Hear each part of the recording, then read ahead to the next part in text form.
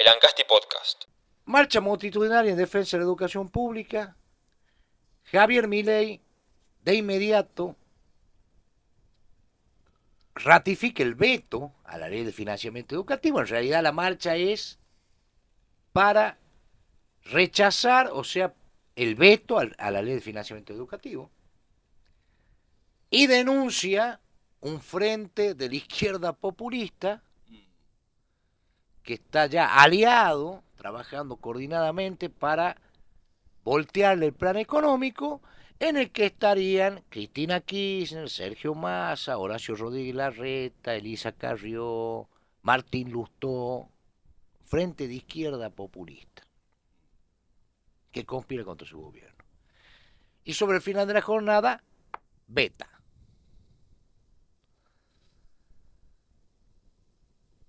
Acá hay una gran incógnita, que es si ese veto, si va a pasar con el veto a la ley de financiamiento educativo, lo mismo que pasó con el de las jubilaciones.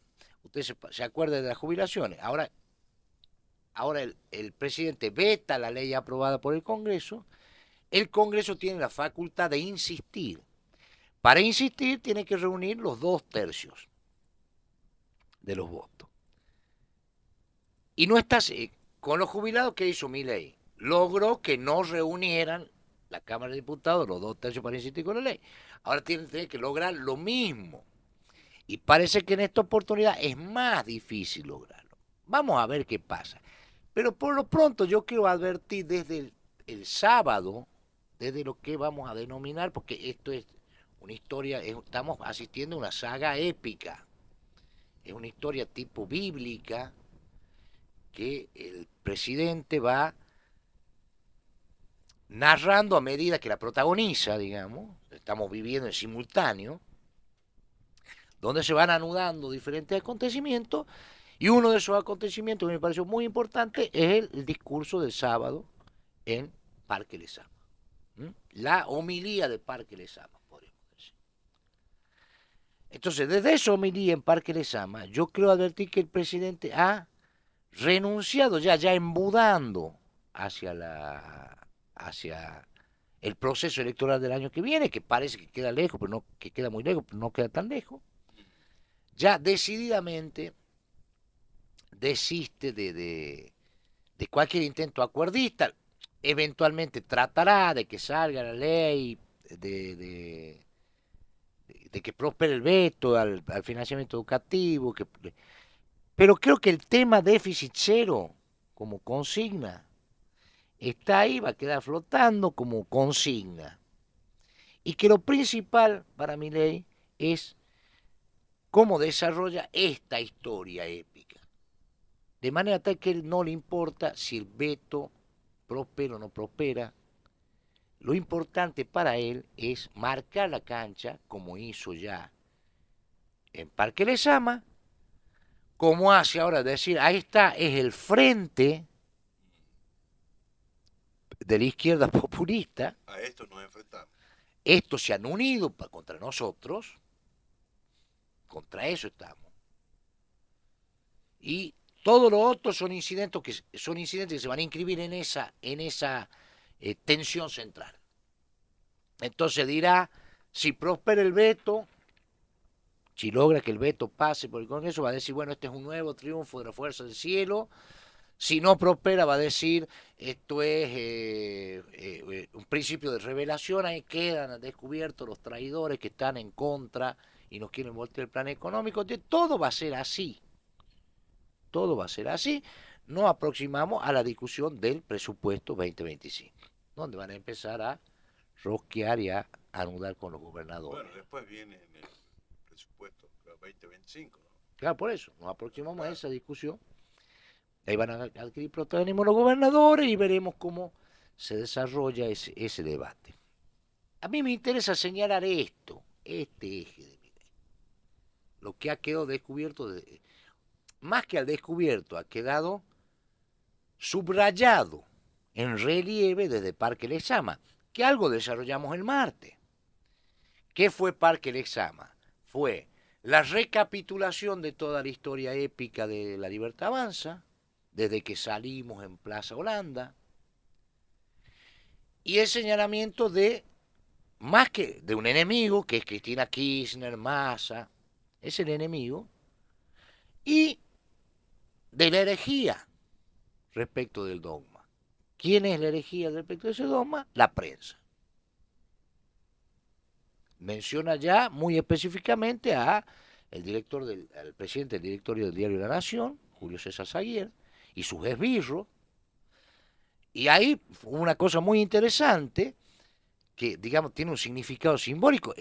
Milei es como que hubiera quemado en la hoguera a esos herejes en ese instante de su discurso, cuando la muchedumbre, cuando la gente grita, hijos de puta, hijos de puta, hijos, en contra de la prensa, y él los arenga. Usted mírelo al acto, va a ver, es como si fuera un Llega un director de momento orquesta. escuchen, dice, y le pone ahí Pero que... aparte mueve los brazos, se pone Sí, como un sí, director sí. de orquesta, y él previamente, ¿qué había dicho?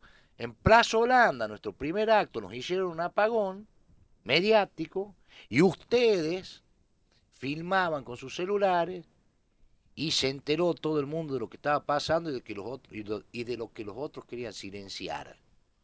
Ustedes son unos héroes y dice, y hablan de trolls. No son trolls, son de carne y hueso, pedazo de sorete, le dice a la prensa.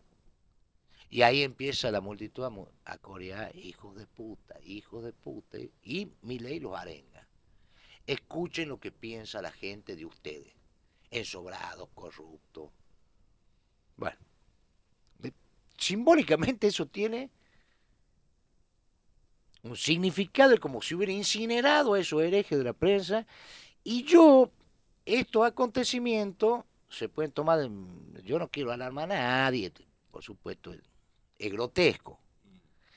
Pero nosotros estamos en el país donde hace 2 años, 3 años, le quisieron pegar un tiro en la cabeza a la vicepresidenta, un grupo de gente perturbada de la cabeza. O sea, no me parece a mí que sea tan eh, inocuo. Puede tener consecuencias muy graves, teniendo en cuenta que ya los blancos no son ni siquiera la vicepresidenta, son tipos que trabajan en la prensa. Digo como advertencia porque después como no pasa nada, qué simpático este tipo, mira qué loco que está, y después pues, pasa algo y todo el mundo dice, pues, qué sorpresa, ¿de dónde vienen estas cosas? Bueno, ahí una gente fanatizada por un profeta que objeta, señala gente que impulsa una herejía. ¿En qué consiste la herejía?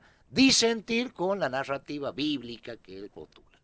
¿No? Él dice, esto es una historia, estamos marchando hacia la prosperidad, la gente se suma.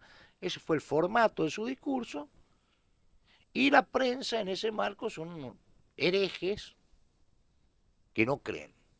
Y que no solo no creen ellos, sino que fomentan la incredulidad dentro de la sociedad. Y contra esa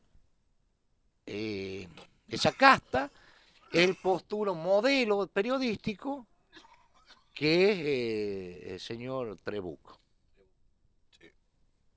Que también, al contrario, los otros le gritaban hijo de puta y el señor Trebuch le gritaban pelado, pelado, con mucho afecto, digamos.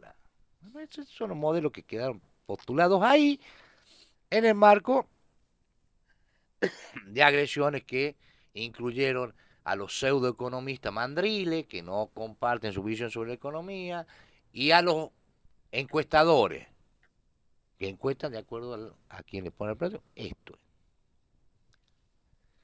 Que es un discurso que evidentemente no apunta a ampliar la base electoral de Milei, es un discurso para su público, para su núcleo duro.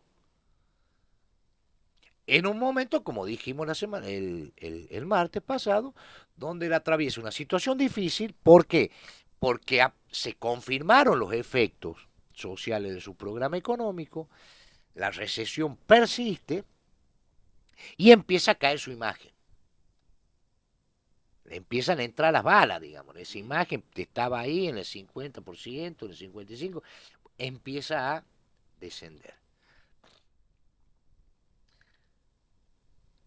Y nos aproximamos al año electoral.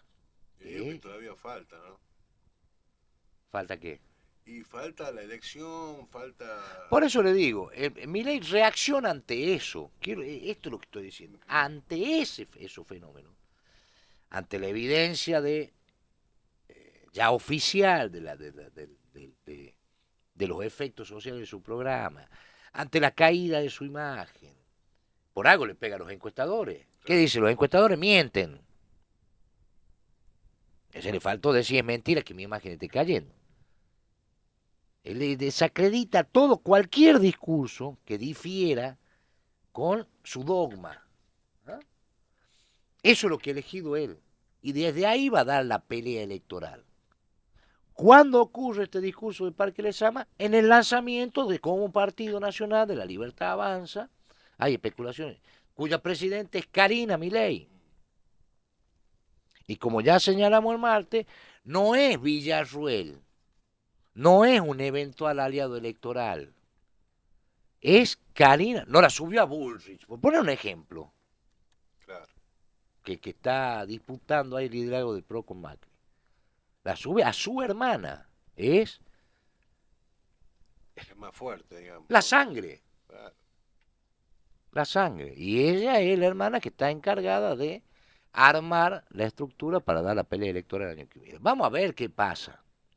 Yo estoy describiendo. En ese marco, Milei polariza con Cristina Fernández de Kirchner.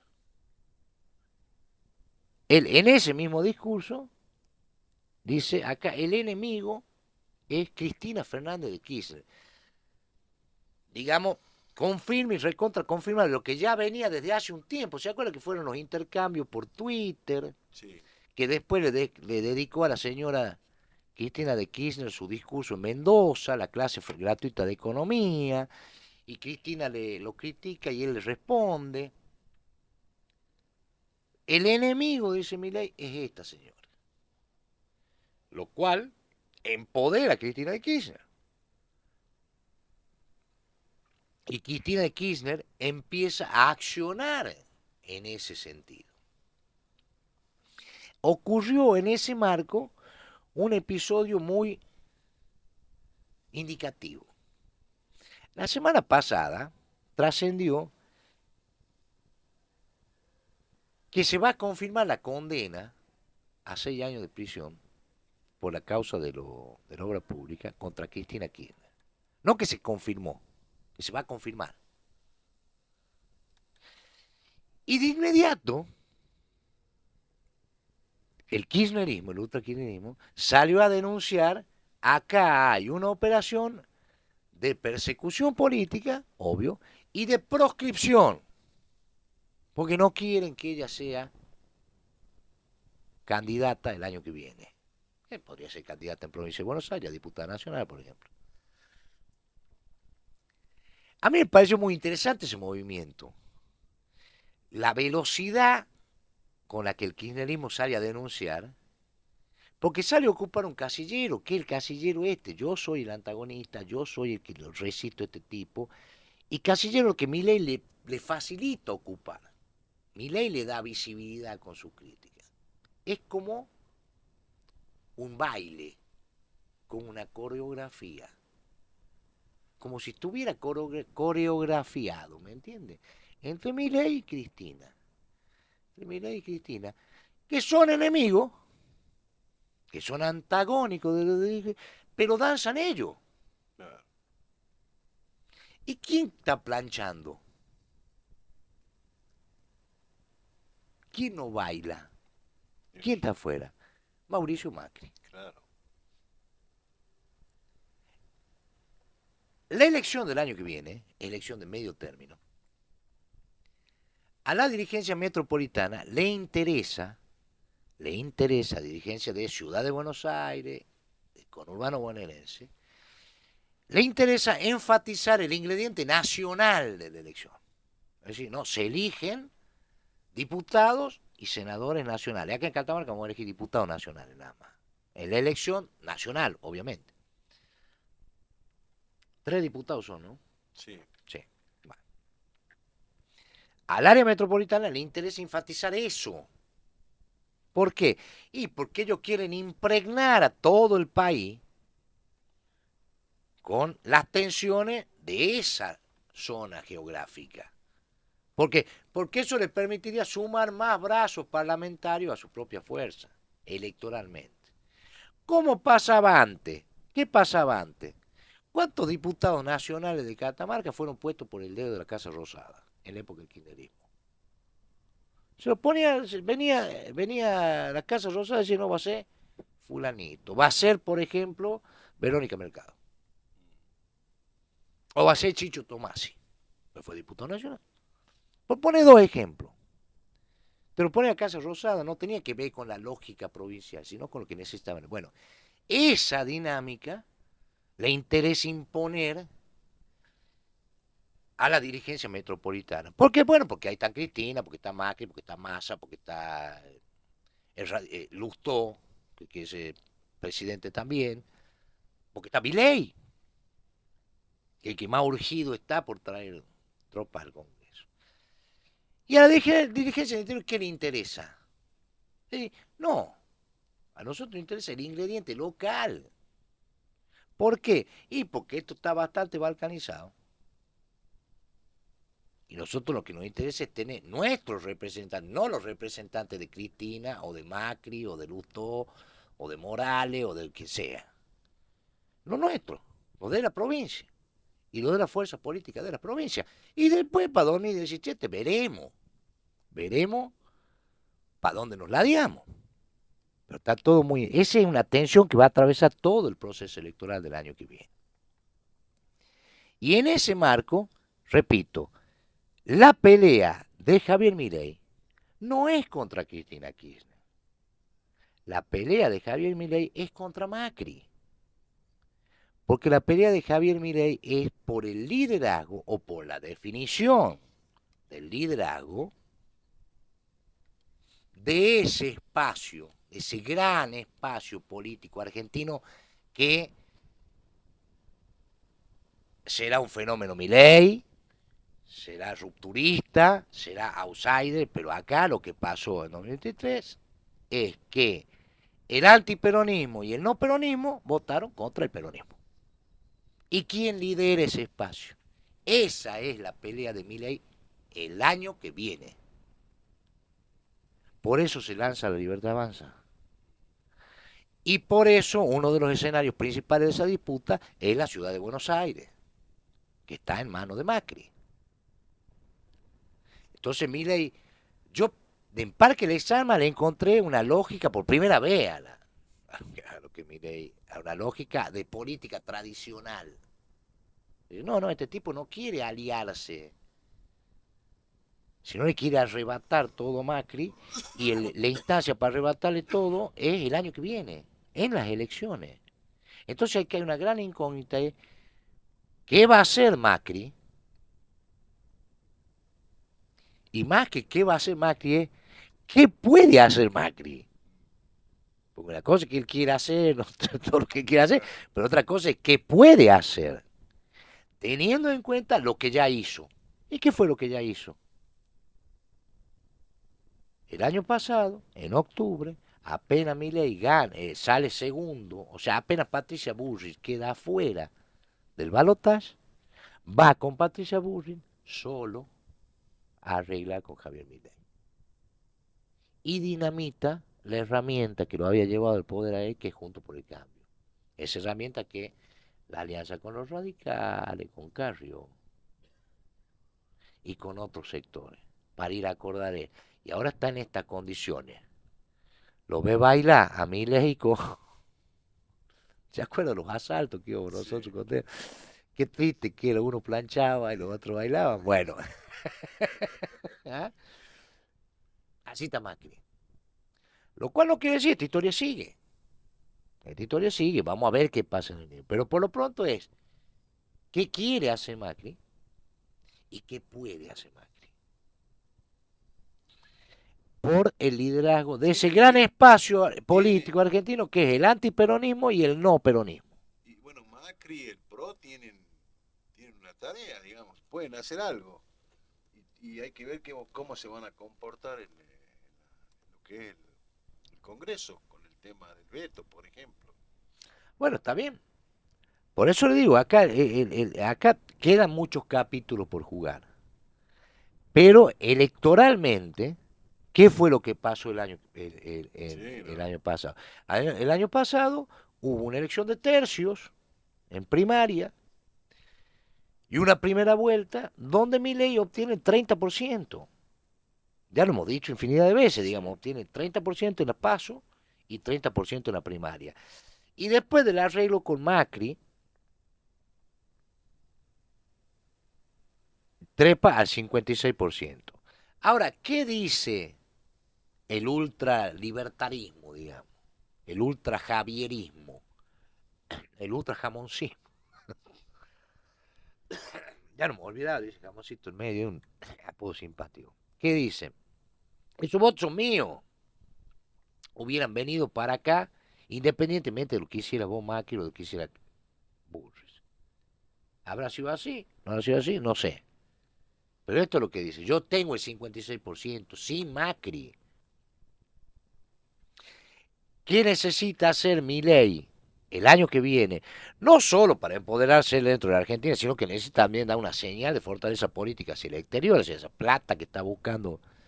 Necesita confirmar eso, confirmar, no, yo lidero el 56%. Y lo dijo explícitamente en Parque Lezama, dice, a este proyecto lo bancan 14 millones de personas que lo votaron en noviembre del año pasado. Entonces ahí está la disputa central.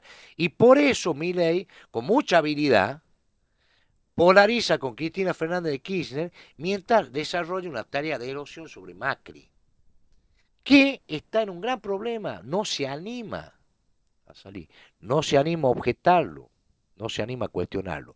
Esto abre interrogantes y alternativas estratégicas. Esta, ¿qué va a hacer Macri como líder político? ¿Qué va a hacer? ¿Se va a someter a Milei? ¿Va a lograr establecer una relación de paridad, digamos, de liderazgo bifronte, cosa que veo prácticamente imposible, dadas las características del personaje? ¿O va a romper? Pregunta que queda flotando mientras analizamos y se desarrollan los acontecimientos políticos después de un hito. Yo que a mí le gustan los hitos. Bueno, el hito de Parque Lezama, la homilía de Parque Lezama, una quiebre más, un acontecimiento narrativo importante dentro de la larga, cada vez más larga, saga épica de Javier Milei. Nos vemos el martes. Nos vemos, Martín. Escuchá este segmento en vivo en Mañana es Hoy por Radio Ancasti 98.5.